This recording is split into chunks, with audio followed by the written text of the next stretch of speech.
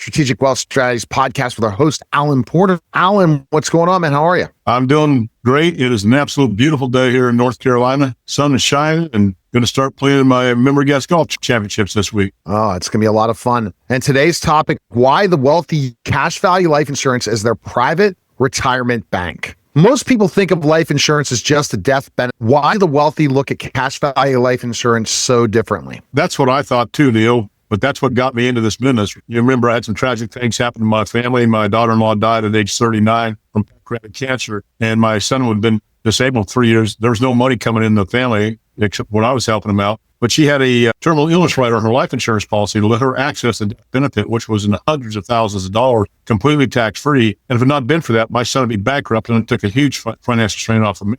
But that's one of the main reasons I got into doing what I'm doing right now, and that's why I have such a passion for it. But to answer your question, that's true. Most people only see life insurance as protection for the family when they pass away, but you can use it while you're alive, while you're dead. But the wealthy view cash value life insurance as a living asset. And I do too. I become my own bank. But it's just not about the death benefit. It's about building tax-free income, which is absolutely huge in retirement, liquidity and protection during your lifetime. If you got money in a 401k, you have no liquidity at all. In fact, it's one of the best kept secrets of the ultra wealthy for growing and protecting wealth. How does cash value life insurance actually work as a private retirement bank? Neil, I've been doing this for over a decade and a half. But when you put money into a cash value life insurance policy, that builds up your cash value, which builds up the ability to borrow from it. And when you borrow from your cash value, now understand there's two piles of money in your life insurance policy. There's your cash value, and then there's the death benefit, which is hundreds, if not millions of dollars more. And when you borrow from your cash value, that particular account continues to compound. When you borrow money from it, it does not affect that. What that does, it puts a lien against the death benefit. You don't even have to pay the loan back if you don't want to. It just comes off the death benefit. And actually, that's what the insurance company would prefer you to do. But Neil, I bought two new cars in the last 2 years. I have done this for the last decade and a half. And I'm going to pay myself, think about this, Neil. If I was making a payment on a car, let's say it's $1,000 a month, and I took it out from paying interest on a car loan from a financial institution or a bank. When I make that $1,000 payment, that money's gone for me forever. It's going to compound for the financial institutions forever or whatever they do with it. But for me, it's gone. So what I do is I pay myself. And not only will I have a car paid for, but I'll have tens of thousands of dollars more in my cash value. And people need to understand this. And what it does when you do that, Neil, when you borrow from yourself and pay yourself, you're compounding interest for yourself and not the financial institutions, and you're eliminating the effective interest costs that you pay on the money you borrow. And people don't understand what an effective interest cost is. It's absolutely huge. And this is what keeps people in debt. I had a gentleman that had a 2.75% mortgage, and he thought that was pretty good. When I did my debt-free retirement plan, I said, you got $461,000 in debt. That's not your problem. The problem is the 49.76 effective interest cost you're paying on that money. And he said, I have no idea what you're talking about. I said, and he said, how is that even possible, Alan? I said, because it's not going to get down to the 2.75 until the last couple of months of the mortgage. I said, you got a credit card here that's over 90% effective interest cost. Now, Neil, I want you to think about 87% of the people in the United States are living paycheck to paycheck, and they've got credit cards. They're never going to get out of debt just paying the interest and a little bit over, because 90% of credit cards, in the vast majority, is going to effective interest cost, compounding for financial institutions and not you. But you become your own bank. Give me a call and I'll show you how to do this. What makes IRC code 7702 so important in protecting the tax advantages of these policies? 7702 and 70E are tax codes that defines how life insurance policies are taxed. As long as the policy is structured properly, it qualifies for special tax treatment. Your growth is tax deferred. It does not affect the taxation of Social Security or the means testing for Medicare Part B. Your loans are going to be tax-free. That's why wealthy families love these tools. It's backed by decades of IRS law. It's also a social benefit.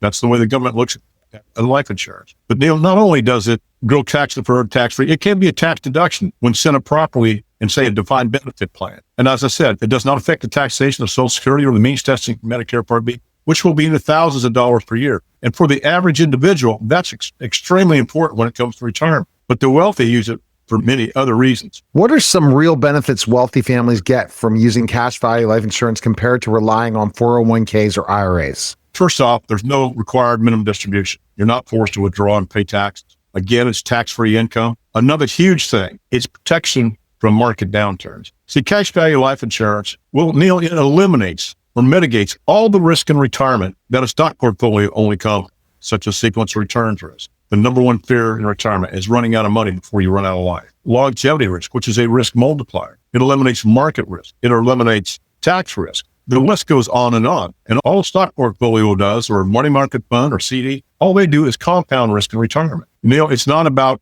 rate of return in retirement. It's about distribution of your assets. How do banks and Fortune 500 companies use these same strategies, and what can individuals learn from that? You can go to FDIC.gov and you can see every major asset of every major bank in the United States. And cash value life insurance is their top tier one asset. It's more than twice as much as real estate and almost 10 times as much as stock portfolio. But bank-owned life insurance, it's called Bull Life. Bank-owned life insurance corporation, so it's corporate-owned life insurance. And they have billions upon billions of dollars in these vehicles. And I tell people, I said, the banks are supposed to have the greatest financial minds in the world. And if they think cash value life insurance is an important asset to have in their portfolio, don't you think you ought to have it in yours? 100%. It's unreal when you think about the savings and what you can do using this and why other people don't. Alan, before I met you, I never knew about any of this stuff, what you've been able to teach me. You know, the other thing, Neil, why wealthy? Now, I've got multimillionaire clients. They've got hundreds of millions of dollars, but they've also got hundreds of millions of dollars in life insurance. They don't need the life insurance. They got plenty of money and assets, but they need a wealth transfer vehicle. As far as I know, properly constructed life insurance policies are the greatest wealth transfer vehicle available. Because I'll give you a perfect example. The Prince, the entertainer that died a couple of years ago, he had no exit plan, no will, no trust set up.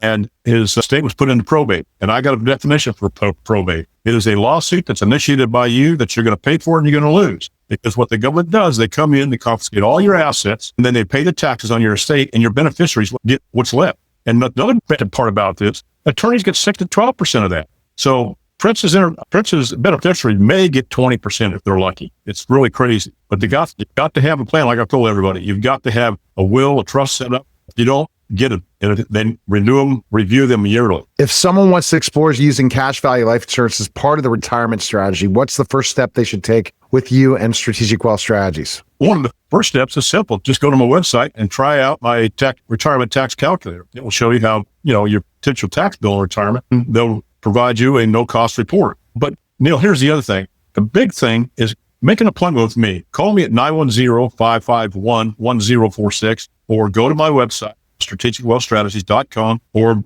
on my email, make an appointment with me.